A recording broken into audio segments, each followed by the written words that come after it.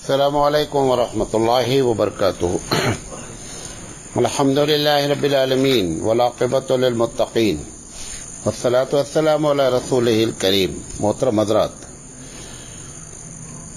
فکری اور تہذیبی ارتداد، اس کے اسباب اور مسئلے کا حل، اس پر ہم آپ سے لگاتار بات کر رہے ہیں اور آج اس کا سیریل نمبر 31 ہے اور یہ آخری ہے. ہم نے اس کو اس ترتیب سے تقسیم کیا تھا کہ پہلے فکری ارتداد پر بات کریں گے، پھر تہذیبی ارتداد پر بات کریں گے. تو یہ فکری ارتداد گویا کہ آج انشاءاللہ یہ ختم ہوگا، اور پھر اس کے 6 سبب بیان کیے تھے کہ اس کے 6 وجہ ہے. اس میں سے چھٹی وجہ یہ بتائی تھی کہ عوام کا عالم سے دور ہونا. اس پر ہم آپ سے لگاتار بات کر رہے ہیں اور عوام کا عالم سے دور ہونے کی 2 وجہ بتائی تھی. ایک یہ تھا کہ کچھ لوگ چاہتے ہیں کہ ایسا ہی رہے، جس کو ہم نے کہا تھا کہ خارجی سبب ہے، اور ایک وجہ ہے جو ذاتی ہے. تو ذاتی پر ہم نے لگاتار آپ سے 4-5 سیریل میں بات کیا. آج جو خارجی سبب ہے وہ آپ کو بتاتے ہیں. اصل میں جب بھارت میں انگریز آئے 1601 میں، تو ان کی تو پہلے سے پلاننگ تھی کہ پورے دیش کو غلام بنانا ہے.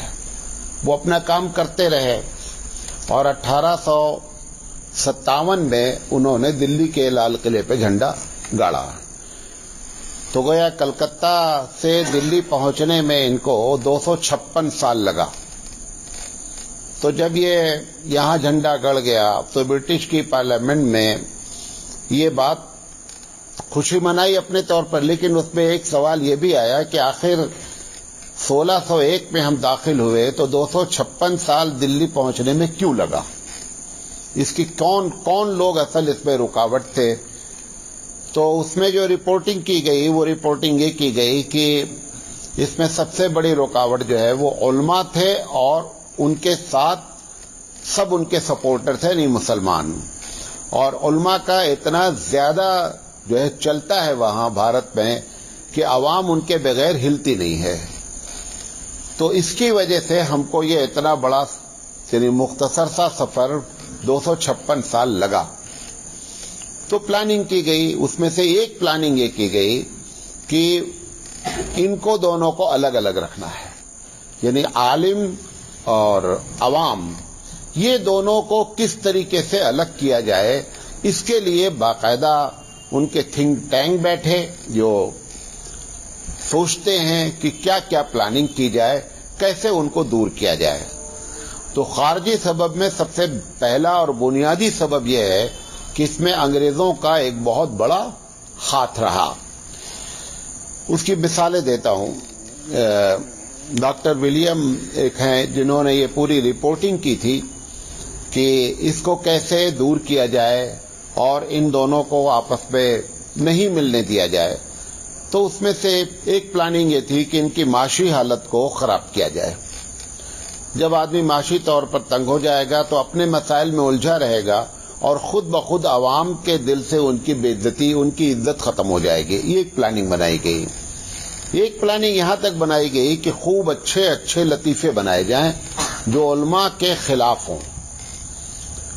بہت سے لطیفے آتے ہیں، ہمارے لوگ کیا کرتے ہیں ان کو معلوم ہی نہیں ہے، اور وہ لطیفے کو فارورڈ کرتے ہیں جب کسی عالم کے خلاف ہوتا ہے. حالانکہ وہ لطیفے کے پیچھے راز کیا ہے کہ اس سے عالم کی بے عزتی ہونا چاہیے. اس طریقے سے انہوں نے لطیفے بنائے. کچھ محاورے بنائے گئے. آکسفورڈ کالج جو کلکتہ میں کھلا اور جس کا مقصد تھا کہ انگریزی سے اردو، اردو سے انگریزی ترجمہ کیا جائے، اس میں ایسے محاورے بھی بنائے گئے کہ جس سے عالم کی بے عزتی ہونی چاہیے. جیسے انہوں نے محاورہ بنایا کہ 2 ملا میں مرغی حرام. ایسے محاورے. ملا کی دوڑ مسجد تک، مسجد کے بدلے، یہ ایسے جتنے محاورے بنے ہیں یہ سارے کے سارے انگریزوں نے پلاننگ کے ساتھ بنائے. تو ایک بڑا خارجی جو سبب بنا وہ انگریزوں کی پلاننگ میں کے تحت عوام کو عالم سے دور کیا گیا، اور وہ سب ہم کو نظر آ رہا ہے۔ دوسرا یہ ہوا کہ جب انگریز اس دیش پہ قابض ہوئے تو انہوں نے دیکھا کہ اس کے پہلے جو علم چلتا تھا، جو اسکول چلتے تھے، تو اس اسکول میں ایسے لوگ ہوتے تھے کہ جو دونوں تعلیم کو ملا کر پڑھتے تھے، الگ الگ تعلیم کا سیکشن نہیں تھا۔ مطلب یہ دنیاوی تعلیم ہے، یہ دینی تعلیم ہے، یہ عصری علوم ہے، یہ دینی علوم ہے، ایسا نہیں ہوتا تھا۔ بلکہ کیا ہوتا تھا کہ ایک ایسا سلیبس چلایا جاتا تھا شروع میں کہ اس میں سب کچھ پڑھایا جائے۔ جیسے ڈاکٹر جو ہوتا ہے، ڈینٹسٹ ہوتا ہے، تو آئی اسپیشلسٹ ہوتا ہے، تو کڈنی کا ہوتا ہے، لیکن وہ سب ڈاکٹر شروع کے 1 سال میں کامن ہوتے ہیں، سب لوگ ایک ہی چیز پڑھتے ہیں۔ پھر اس کے بعد 2 سال کے بعد، مجھے ایگزیکٹ نہیں معلوم ہے کہ پھر ان کی برانچیں کیا کی جاتی ہیں، الگ کی جاتی ہیں۔ تو بنیادی طور پر یہ مطلب نہیں ہے کہ آئی اسپیشلسٹ کو یہ نہیں معلوم ہوتا ہے کہ اگر بندے کو قبض ہو گیا ہے تو اس کی وجہ کیا، وہ بنیادی باتیں سب بتائی جاتی ہیں۔ اسی لیے ان کو لمبا جو 5 سال کا کورس چلتا ہے، اس کی بنیادی وجہ یہی ہوتی ہے کہ سب کو ایک کورس پڑھایا جاتا ہے۔ تو اس کے پہلے 1857 سے پہلے جو ہمارے، چاہے ان کا نام مدرسہ رکھ دیا جائے، چاہے ان کا نام اسکول رکھ دیا جائے، ان سب میں ایک کامن کورس پڑھایا جاتا تھا۔ اس کے بعد 3 سال یا بعض علاقوں میں 4 سال تک پڑھا کر کے پھر اب دیکھا جاتا تھا کہ کس کو کس میں زیادہ دلچسپی ہے، اس کو اس طرف کیا کر دیا جاتا تھا، موڑ دیا جاتا تھا۔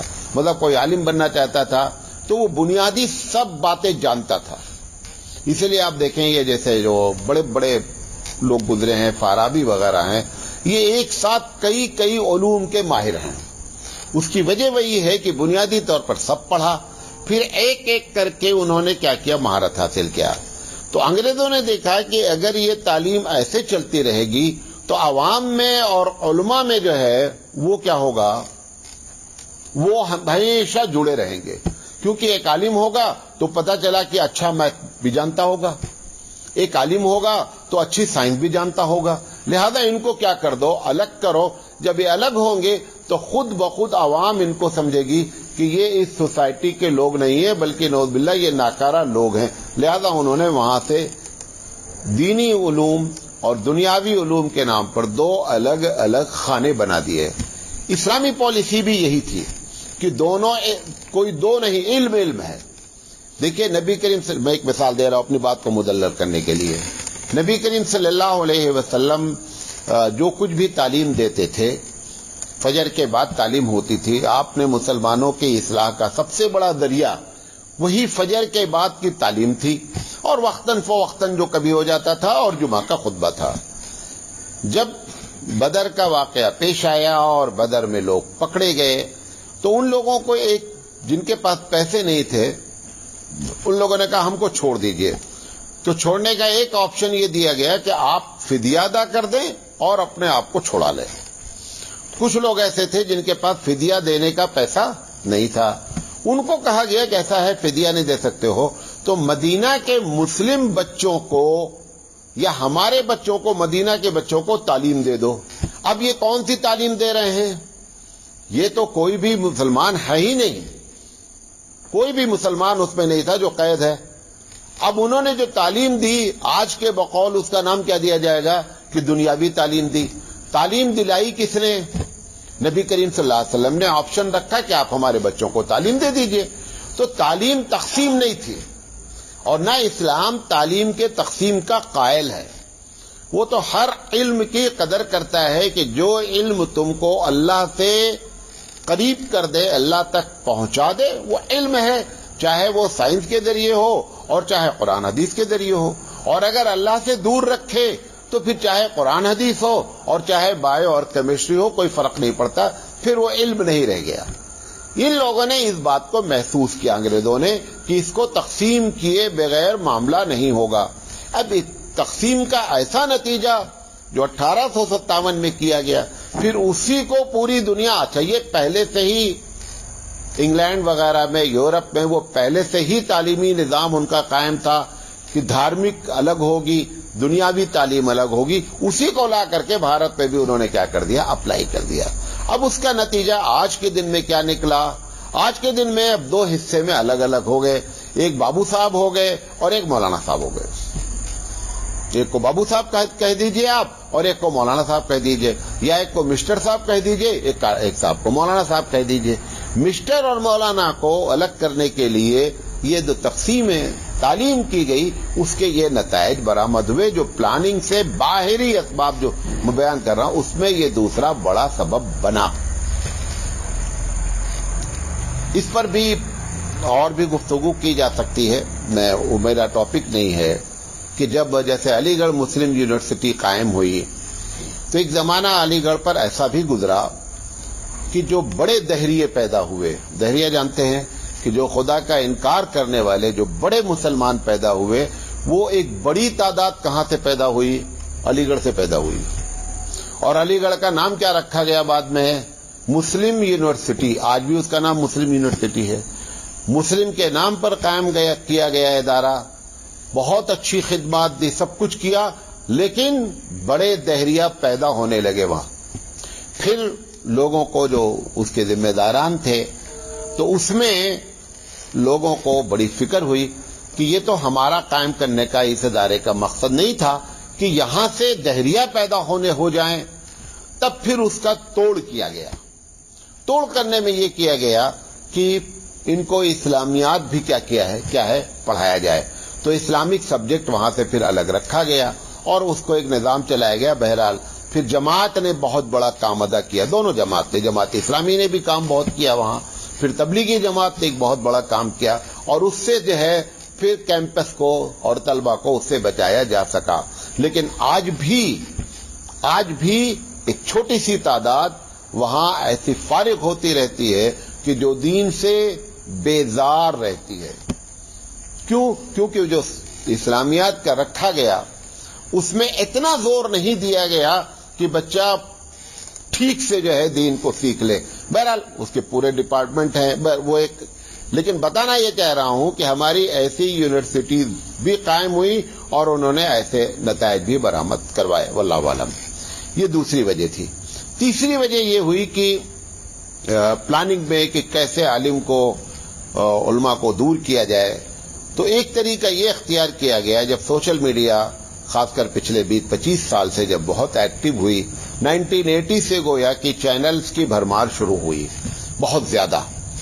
تو اس میں یہ کیا گیا کہ جو ہمارے خلاف چینل قائم تھے، نام نہیں لیا انہوں نے کہ ہم تمہارے خلاف ہیں، لیکن ان کی پالیسی میں یہ پالیسی رہی کہ کسی طریقے سے اسلام اور مسلمانوں کو بدنام کرنا. اس میں انہوں نے کیا کیا کہ بہت اچھے عناوین پہ لوگوں کو گفتگو کرانا، مسلمان بھی لے کر آنا، اس پہ غیر مسلم بھی لے کر آنا، اس پہ جو ہے وہ بڑے تعلیم یافتہ لوگ آنا. مسلمان ایک ایسا لے کر کے آنا جس کی صلاحیت نہیں رہنا، ان کو خرید لیا جاتا ہے. یا یہ کہ بعض لوگوں کو بڑا شوق ہے کہ ہم ٹی وی پہ نظر آئیں گے، ایسے لوگوں کو انہوں نے پکڑا بھارت میں اور ٹی وی پہ لے کر کے آئے. اور لے کر کے جب آئے تو ان سے جب سوالات ہوتے ہیں مختلف موضوع پر تو وہ ایسے بھونڈے جواب دیتے ہیں کہ ایک طالب علم بھی ہمارا کہتا ہے کہ یہ جواب ایک عالم جو ہوتا ہے، بھلے تیسری جماعت دوسری جماعت پڑھتا ہو، وہ بھی دیکھ کر کہے گا کہ یہ اس کا جواب دے رہے ہیں، ان کو عقل نہیں ہے. اور ہیں وہ بہت بڑے ان کی نگاہ میں، سوشل میڈیا کے اس چینل کی نگاہ میں وہ بڑے ہیں. اب جب پبلک اس کو دیکھتی ہے تو ان کو تو معلوم نہیں کہ یہ پلاننگ سے حضرت لائے گئے ہیں یہاں پر، وہ تو یہ سمجھتے ہیں کہ یہ عالم ہے. اب عالم جب جواب نہیں دیتا اور وہ مسلمان دیکھتا رہتا ہے اور مسلمان کو اس میں ہرایا جاتا ہے، اسلام کو ہرایا جاتا ہے، حالانکہ اسلام کو کوئی ہرا نہیں سکتا، لیکن ظاہری طور پر عوام کے دماغ میں یہ بات بٹھال دی جاتی ہے کہ اسلام کے پاس ان چیزوں کا کوئی جواب نہیں ہے، اور یہ اگر جواب بھی ہے تو یہ اتنے ناکارہ قسم کے لوگ پیدا ہو رہے ہیں مدارس سے کہ ان کو کچھ بھی آتا پتہ نہیں ہے. لہذا دن پر دن کیا ہوئی، وہ دیکھ کر کے ٹی وی چینل لوگوں کے دماغوں میں کیا ہوا کہ نفرت ہوئی علماء سے، اور علماء اور عوام میں کیا ہو گئی، دوری پیدا ہوئی. اس نے بھی ایک بہت بڑا رول ادا کیا. میں آپ کو شاید اپنا ایک واقعہ بتایا تھا کہ مجھے فون آیا جب طلاق کا میٹر چل رہا تھا کہ مولانا صاحب آپ ہمارے ڈیبیٹ کے پروگرام پر آئیے. تو میں نے کہا ہم آئیں گے. پوچھے انہوں نے کتنا پیسہ لیتا ہے. میں نے کہا ہم پیسہ نہیں لیتے ہیں, اگر آپ کو پیسہ دینا ہوگا ہمارا مدرسہ ہے, ہماری سوسائٹی ہے. انہوں نے کہا ہمارے پاس پیسے بہت آتے ہیں جب ہم ایسے پروگرام کرتے ہیں, ہم دیں گے. خیر, انہوں نے کہا کہ ہم نے کہا آپ پہلے بتا دیں مجھے کہ کس ٹاپک پر بات کرنی ہے, سوالات کیا آئیں گے. انہوں نے کہا نہیں ٹاپک بھی بتائیں گے, سوالات بھی بتا دیں گے. تو ہم نے کہا بڑی اچھی بات ہے, کب آنا. بہرحال لمبی چوڑی بات. انہوں نے آخر میں بات کہی کہ لیکن اس پہ ایک بات کا دھیان رکھنا ہے. ہم نے کہا وہ کیا ہے. کہا جوابات بھی ہم لکھ کر دیں گے آپ کو وہی جواب دینا ہے جو ہم آپ کو بتائیں گے. تو میں نے کہا کہ تم ہی دے لو. پھر مجھے وہاں بلا کر کے جواب دلانے, جب تم کو جواب معلوم ہے تو تم ہی بیٹھ کے دے لو جواب نا. بھائی داڑھی منڈے کلین شیپ جب جواب دو گے تو پبلک تو کنفیوز نہیں ہوگی کہ عالم ایسا کہہ رہا ہے, تم ہی دے لو جواب. اب مقصد کیا تھا کہ ایک بڑا چہرہ لایا جائے, ایک عالم کو بیٹھالا جائے, پھر عالم کو شکست دکھائی جائے اور پبلک میں بتایا جائے کہ دیکھیں ایسے قسم کے لوگ تمہارے لوگ ہوتے ہیں. ایسے جب میں نے اس نمبر کو ٹریک کیا کہ نمبر کہاں سے آیا تھا تو پتا چلا وہ نیٹ سے ٹیلی فون کیا گیا تھا, وہ نمبر ہی نہیں تھا. یہ ایک سازش ہوتی ہے. اور یہ وہ جو علمی لوگوں ہوتے ہیں, جو ہم جیسے طالب علم بھی جو ہوتے ہیں, جو علماء ہوتے ہیں, ان کو ہمیشہ خریدنے کی پالیسی رہتی ہے, سب کی رہتی ہے. نبی کریم صلی اللہ علیہ وسلم کو بھی آفر کیا گیا, سلیمان علیہ السلام کو بڑا آفر کیا گیا, سب آپ کو معلوم ہے. لیکن اس میں جو اصل جو عالم ہوتا ہے اس کے نزدیک پیسہ نہیں ہوتا ہے, اس کے نزدیک اسلام اصل ہوتا ہے. لیکن جن کو شہرت درکار ہوتی ہے نمبر 1, جن کو پیسے, وہ دونوں چیزیں مل کر کے کیا ہوتی ہیں, ہمارا معاملہ خراب کرتی ہیں اور عوام کا عالم سے رشتہ ٹوٹتا ہے. تیسری اور چوتھی چیز, یہ جو ہماری دینی تنظیمیں, میں نے اس کے پہلے بھی بتایا تھا, یہ جو ہماری دینی تنظیمیں ہیں, مجھے کہنا نہیں چاہیے, لوگ ناراض ہوتے ہیں, جب یہ اپنی نجی محفل میں بیٹھتے ہیں تو یہ, میں خود مسجد میں, چنئی کی مسجد میں موجود تھا, میں اتفاق سے دبئی سے آیا ہوا تھا اور تقریر کر رہے تھے ایک صاحب, دو بیٹھے رہے ہوں گے 50-60 آدمی, اور میں بھی بیٹھا تھا کونے میں. انہیں نہیں معلوم تھا کہ کوئی عالم بیٹھا ہوا ہے. تقریر کرتے کرتے انہوں نے یہ بات کہی کہ عالم اس زمین پر بوجھ ہیں. یہ جملہ کہا کہ عالم اس دھرتی پر بوجھ بنے ہوئے ہیں. تو جب تقریر سے فارغ ہوئے, ان کو نہیں معلوم تھا کہ میں عالم ہوں, میں کون ہوں, میں تو ایک عام آدمی تھا, بیٹھا ہوا تھا. تو میں نے ان سے کہا کہ جب فارغ ہوئے, ہم نے کہا کہ یہ جملہ آپ کو کس نے سکھلایا ہے کہ عالم دھرتی پر بوجھ ہیں؟ یہ جملہ بھی تم عالم کی وجہ سے بولنے کے لائق ہوئے ہو.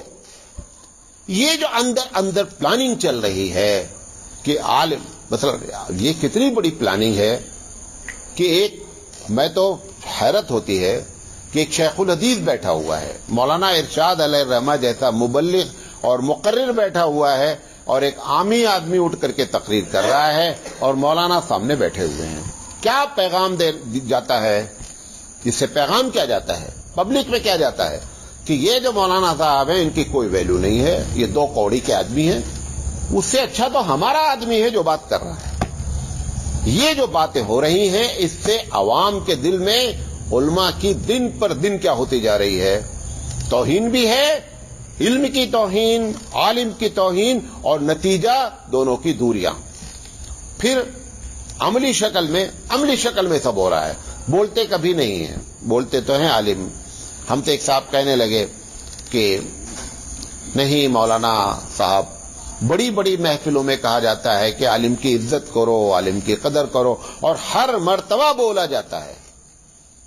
تو میں نے کہا کہ جب عالم کی عزت بار بار کر ہی رہے ہیں تو ہر مرتبہ بولنے کی ضرورت کیا ہے؟ نہیں سمجھے بات میری؟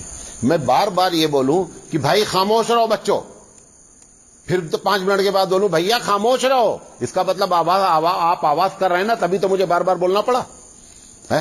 اگر آپ پہلی مرتبہ بولنے پر خاموش ہو گئے تھے تو میں دیوانہ ہوں جو بار بار بولوں کہ آواز بند کرو. تو تم کہہ رہے ہو کہ ہر محفل میں, ہر پروگرام میں ہمارے بڑے علماء بولتے ہیں کہ علماء کی قدر کرو. ہم نے کہا اسی جملے نے مجھے بتایا ہے کہ تمہارے پاس علماء کی قدر نہیں ہے, ورنہ اس کو بولنے کی ضرورت کیا ہے بار بار؟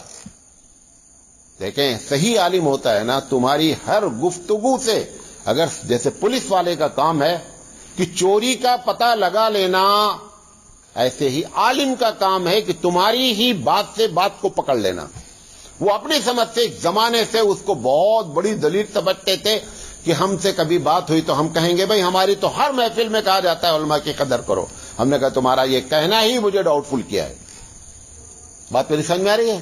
یہ جو دینی جماعتیں جو ایسا کر رہی ہیں کہ اپنے ذمہ دار کو نیچے سے لے کر اوپر تک، دلی تک کی بات کر رہا ہوں، کہ اپنے ذمہ دار کو، عالم کو، دینی جماعت ہے لیکن عالم کو ذمہ دار نہیں بنایا جائے گا. ذمہ دار کون بنے گا؟ ذمہ دار بنے گی عوام. جب عوام بنے گی تو عوام کے دل میں کیا ہوگا کہ یہ اس لائق ہی نہیں ہیں علماء کہ یہ ذمہ داری سنبھال سکیں. میں پھر اس کے پہلے بھی بولا ہوں، ہو سکتا ہے کہ تنظیمی ذمہ داری نہیں لیکن اکیڈمک لحاظ سے، علمی لحاظ سے تو عالم کو آگے لانا چاہیے اور ان کو امیر بنانا چاہیے، ان کو ذمہ دار بنانا چاہیے. یہ جو جماعتیں ہماری دینی جماعتیں بھارت میں ایسا کر رہی ہیں، یہی حال پاکستان کی ہے، یہی حال بنگلہ دیش کی ہے اور یہی حال بھارت کی ہے کہ یہاں پر دینی جماعتوں کے ذمہ داروں کو غیر عالموں کو لا کر کے جو رکھا گیا، اور عملی شکل میں جب تنہائی، جب اپنی نجی محفلوں میں ہوتے ہیں تو کبھی نہیں اس بات. اب مثال کے طور پر جیسے کہ اگر یہ بتا دیا جائے کہ دیکھو کہیں ایسی جگہ پہنچ گئے ہو کہ ایک عالم بیٹھا ہوا ہے پہلے سے، تو آپ ایسا کریں کہ وہاں تقریر نہیں کرو، اس عالم سے کہیں کہ بھیا آپ بات کر لیں، آپ بات کریں، آپ عالم ہیں، یہی بات بتا دیں ان کو. لیکن نہیں، ہرگز نہیں ایسا ہوگا.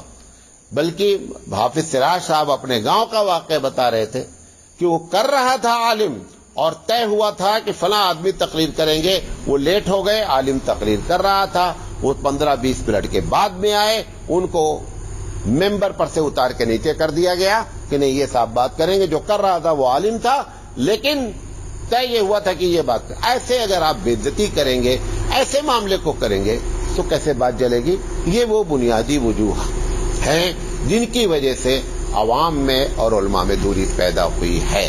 یہ باتیں آپ کے سامنے رکھنا چاہتے تھے. اللہ تعالیٰ سے دعا ہے کہ اللہ تعالیٰ کہنے سے زیادہ عمل کرنے کی توفیق عطا فرمائے. باخر دعوانا ان الحمدللہ رب العالمین.